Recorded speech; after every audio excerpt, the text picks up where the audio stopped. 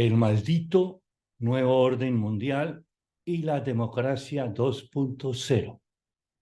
Esta es la segunda conferencia de la serie sobre este tema y hoy estaremos examinando el crecimiento de la complejidad de las sociedades como uno de los principales factores en el deterioro de la democracia. Acá abajo aparece mi correo electrónico en caso que quieran enviar algún mensaje o alguna consulta. Y todo esto está en el libro El maldito nuevo orden mundial, publicado con mi nombre en amazon.com.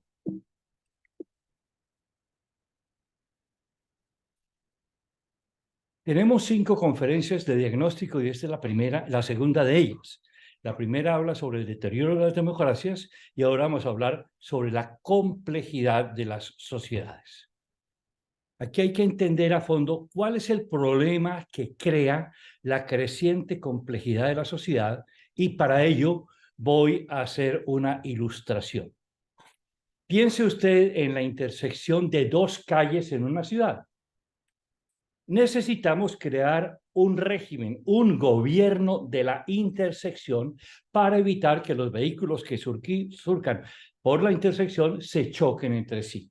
Entonces hay que poner un régimen, un sistema de gobierno de la intersección. Bien, ¿cuál sería el sistema más sencillo de gobierno o de coordinación del tráfico en la intersección?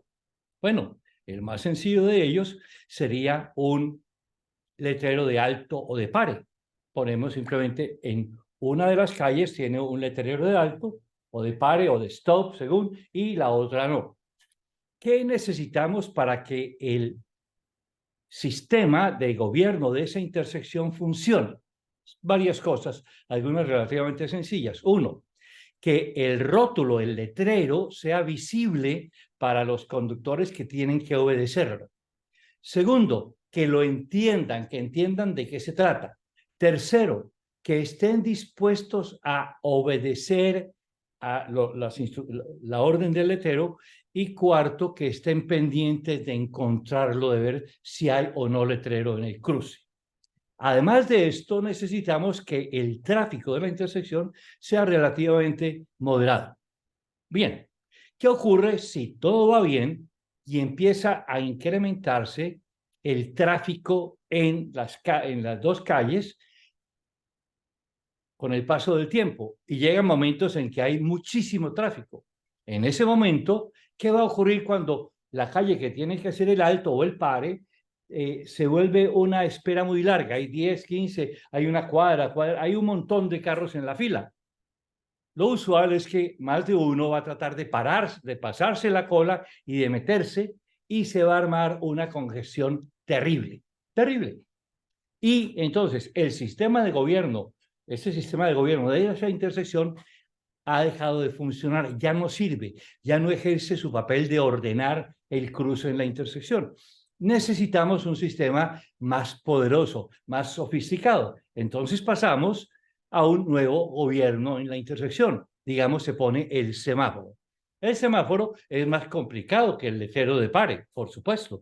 Requiere un aparato electromecánico con luces y demás, que es costoso. Requiere unas instalaciones eléctricas de apoyo y fluido de apoyo. Requiere postes y demás. Y además requiere que la gente empiece a aprender las señales del semáforo y a buscar el semáforo. Ok, ¿qué necesitamos para que el semáforo funcione bien? De nuevo, 1, que sea visible. 2, que la gente entienda la señal. 3, que la gente esté buscando si hay semáforo o no. 4, que la gente esté dispuesta a obedecerla. Y 5, que no sea excesivo el volumen de tráfico. ¿Qué ocurre cuando el volumen de tráfico es excesivo para la capacidad del semáforo y empiezan a hacerse colas muy grandes en ambas partes? ¿Qué ocurre? Empiezan muchos a tratar de pasar, de nuevo se hace una enorme congestión, hay accidentes, hay bloqueo, hay daño para muchos. Fracasó el sistema de gobierno por un exceso de demanda. Bueno, ¿qué hacemos entonces? Bueno, pasar a un sistema, digamos, un poco más sofisticado. Digamos,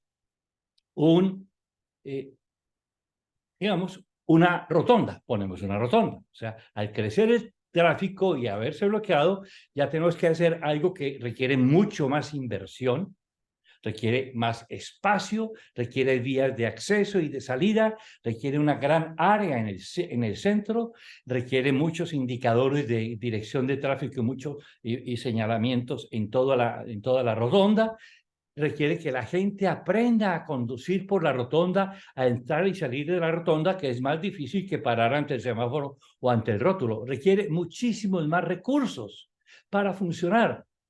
¿Y qué necesitamos para que opere bien? De nuevo, que sea visible, que la gente entienda qué es lo que hay que hacer, que la gente esté entrenada para hacerlo, que la gente obedezca las reglas del cruce en la rotonda y que el tráfico no sea accesible.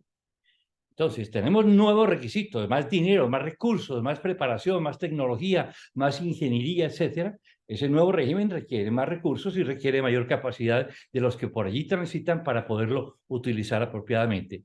Y si empieza a aumentar el tráfico allí, llega un momento en que la rotonda también se bloquea. ¿Qué necesitamos? Pasos a desnivel, diferentes pasos a desnivel, y ya al rato va a haber pasos a desnivel con rotondas, con semáforos, con un montón de cosas, y vamos a tener esos grandes zonas en que hay cruces de múltiples vías con muchísimo tráfico cruzando por el mismo punto. Bien, entonces pasamos al final a un desnivel grande y más pasos, y todo esto, si veníamos desde el letrero de alto o pare, ahora a una intersección con diversos niveles, con diversas entradas y salidas, con rotondas intermedias, con intercambiadores importantes, con una cantidad de información, con los semáforos a veces, con indicaciones de toda índole y con el entrenamiento de los conductores, ha habido un cambio sustancial entre aquel rotulito, aquel par de rótulos que se requerían para la intersección al principio y el gran sistema de gobierno de la intersección que hemos creado ahora. Bien, hasta ahí nos quedamos con el ejemplo del tráfico vehicular. Veamos ahora el problema de la complejidad en la tarea de gobernar. Piensen ustedes en nuestros países hace 100 años, hace 200 años, cuando no estaban en guerra, qué tan compleja era la tarea de gobernar uno de esos países. En realidad era muy sencillo.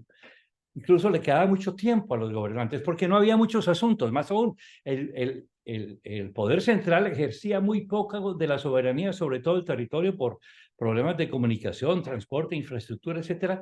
Eran gobiernos con muy poca tarea. Las tareas eran relativamente sencillas. Muy bien.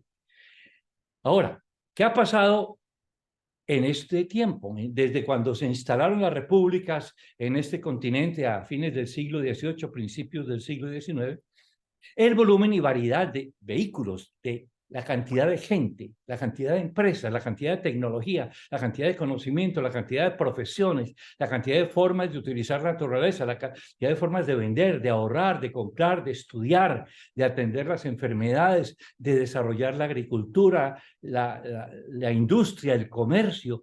Todo esto ha explotado, ha aumentado el tráfico en una forma increíble, la variedad y el volumen imaginario de vehículos y el número de calles que llegan a esa intersección, número de participantes y asuntos que hay que atender, ha explotado enormemente en estos 200 años y mucho más en los últimos 50 y aún más en los últimos 20 años con el desarrollo de Internet y el crecimiento de todo tipo de actividades a través de Internet. Ha habido una explosión enorme, enorme de la cantidad de actores, participantes, actividades, recursos, etcétera, que están ocurriendo dentro de la sociedad. Y se espera que ese crecimiento siga siendo hacia el futuro muy alto y que incluso pueda tener consecuencias difíciles de prever en este momento con el desarrollo de la llamada inteligencia artificial y todos sus derivados. Ahora, por ejemplo, a raíz de la aplicación de inteligencia artificial podrá haber una hecatombe en el mercado de trabajo en los próximos 5 o 10 años. ¿Qué deberá hacerse?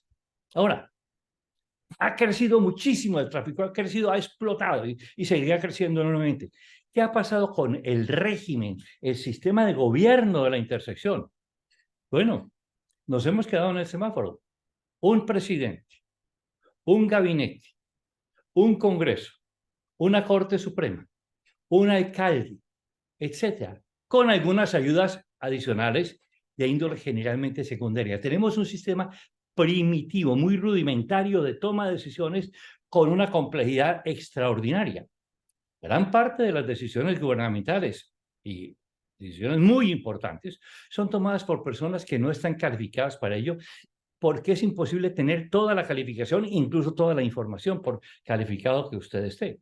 Entonces, requerimos pasar del semáforo a este sistema mucho más sofisticado, procesos de decisorio mucho más sofisticados para atender muchísimos asuntos y asuntos muy complejos que involucran cada vez más participante, más conocimiento especializado, más información veraz y actualizada y más desagregación de cada asunto para poderlos atender bien, no como está ahora concentrado en unos pocos, en una forma muy rudimentaria. Veamos ejemplos de asuntos muy complejos que no se pueden atender satisfactoriamente con los procesos decisorios de lo que denominamos actualmente la democracia 1.0.